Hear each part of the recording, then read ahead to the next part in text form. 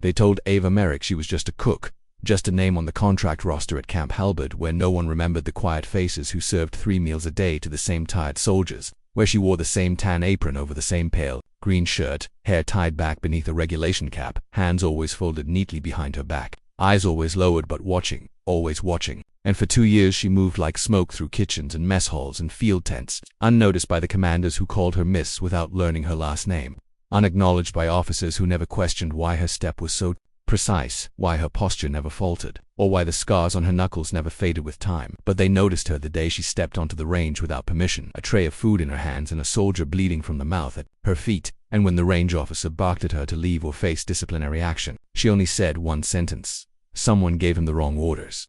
And when the medics came, and the young recruit was taken away, she vanished back to the kitchen without another word. But the story began to unravel after that, quietly at first. Like threads from a worn uniform, her name was run through the system and came back with flagged access, old clearances with missing expiry dates, a notation in the system that someone had tried to delete, and the words "Observational Tier 6" barely visible beneath layers of encryption.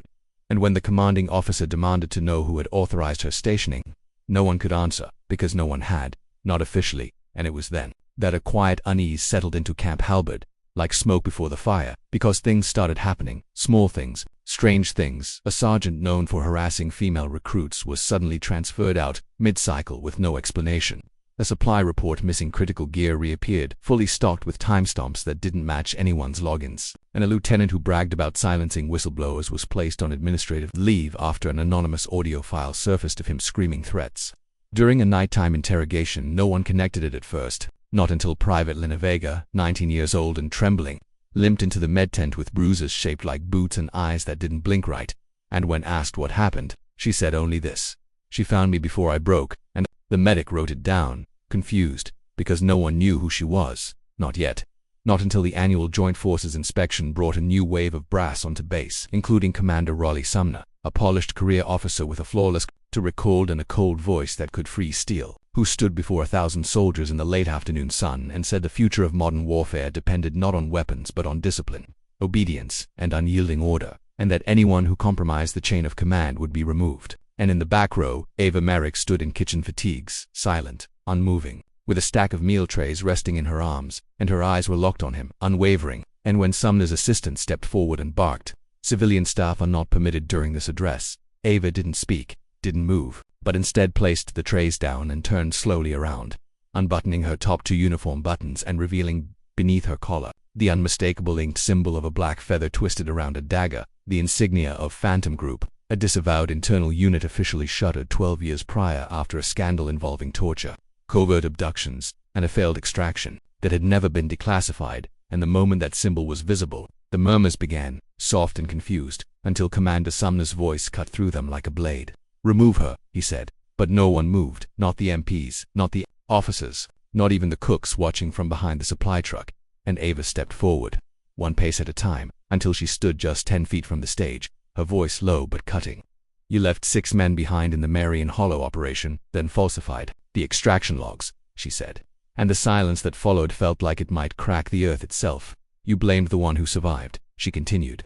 "And the one who spoke, you called a liar. Then you buried her under security clearance in shame." And Sumner's voice cracked as he shouted. She had no authorization to intervene. But Ava didn't flinch. She wasn't ordered to. She volunteered, and from the crowd, someone whispered, "That was May Teller," and Ava nodded, slowly pulling down her sleeve to reveal another tattoo, not a unit patch this time, but a date, a set of coordinates, and one word: "Forgotten." And then she looked at Commander Sumner, who was pale now, jaw clenched, eyes searching the crowd for help that would not come. "You said she was unstable," Ava whispered. "You said she was a threat, and yet she carried your men out one by one while you flew home in a chopper and submitted a forged report." And with every word, the tension grew until finally, Commander Sumner stepped down from the platform, pushed through the MPs and reached for Ava's arm, but stopped cold when she spoke one last name. "Kellen Mord," she said. And Sumner's face turned to stone because that was the one name he had buried deepest, the one witness who had disappeared. And Ava continued, "He's alive." And in that moment, 2 MPs stepped forward,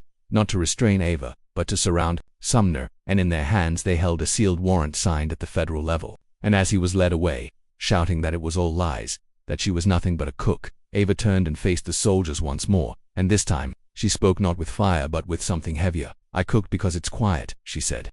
because sometimes after enough noise, all you want is quiet. But silence doesn't mean blind. And then she walked away, back toward the mess hall, leaving a ripple behind her that wouldn't fade in the weeks that followed. The investigations unspooled across 3 states, 6 bases and 14 years of classified directives that no one wanted to open. And in the center of it all was Ava Merrick, who no one could trace before 2014, whose files had been wiped so clean they looked fabricated. And when a journalist finally tracked her down and asked if she was part of Phantom Group, she only said, "I was part of the cleanup crew," and walked away. And though she refused any public commendations or media interviews, a new plaque appeared on the wall outside the Camp Halberd mess hall, one etched in steel, with no name, no rank, just a single sentence: "She stayed when others ran," and beneath it, 32 stars engraved without labels. And the kitchen remained open. The meals continued, and every new recruit was told, quietly and without drama, that if they ever felt something was wrong and didn't know who to trust, they could go to the woman in the apron, because sometimes cooks had more combat history than commanders,